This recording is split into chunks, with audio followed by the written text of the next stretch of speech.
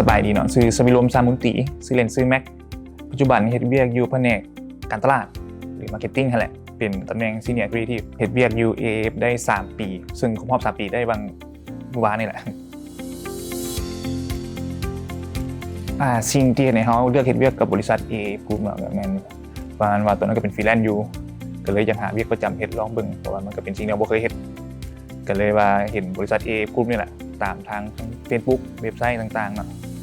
พอเข้าไปเบิ่งก็เห็นเพิ่นเป็นองค์กรที่ใหญ่แล้วก็มีหลากหลายของธุรกิจบ่ว่าจะเป็นทางด้านอีคอมเมิร์ซโทรคมนาคมการเงินธนาคารแล้วก็ทั้งระบบ IT ต่างๆแหละเพิ่นก็เห็นแต่อีกอย่างอีกหลายๆอีกแล้วนะก็เลยว่ามันท้าทายสำหรับเฮาแล้วก็คิดว่าเฮาน่าจะเติบโตทางด้านสายงานเฮาที่นี่ได้ดีหน้าที่ที่เฮารับผิดชอบอยู่มันมีหน้าที่สำคัญอยู่บ่ว่าเฮาเป็นสื่อกลางในการสื่อสารก็คือเป็นคนเบิ่งเรื่องสื่อนั่นแหละ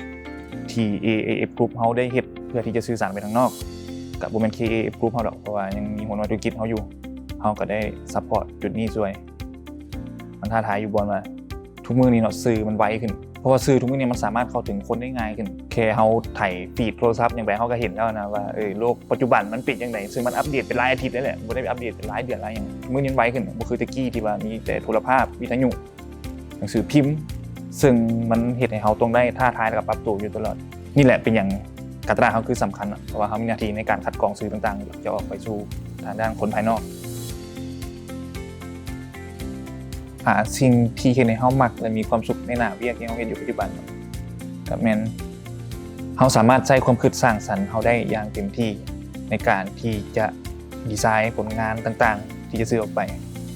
ถึงว่าเวียกมันจะเมื่อยหรือว่ายากปานใดก็ตามแต่ว่าถ้าเฮาเห็นว่าสิ่งที่เฮาเฮ็ดลงไปหรือว่าผลงานที่เฮาสร้างลงไปนั้น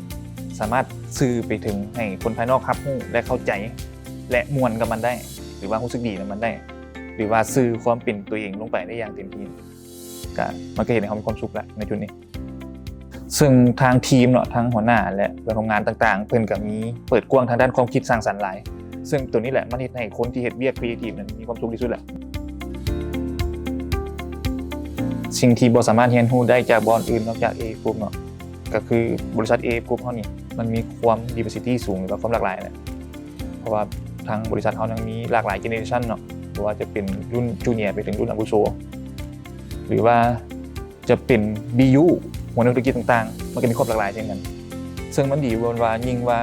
บริษัทมีความหลากหลายเท่าใดมันก็เฮ็ดให้เฮาได้พัฒนาศักยภาพหรือความคิดสร้างสรรค์นั้นได้หลายเท่านั้น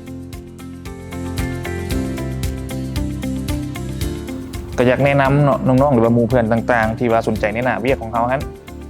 หรือว่ามีความมักในการสร้างสื่อหรือว่างานสร้างสรรค์ต่างๆก็สามารถเข้ามาหาพวกเฮาได้ดอกเพราะว่าบริษัทเฮาเปิดกว้างทางด้านความคิดสร้างสรรค์หลายถ้าเจ้าเป็นคนที่มักในการสร้างสื่อยังสามารถเข้ามาได้เพราะว่าทีมเฮาก็พร้อมที่จะซัพพอร์ตคนที่มีความกระตือรือร้นหรือว่าพยายามหรือว่ามีมักในการเฮ็ดเวียกสร้างสรรค์นี้พวกเฮาพร้อมซัพพอร์ตเข้ามาได้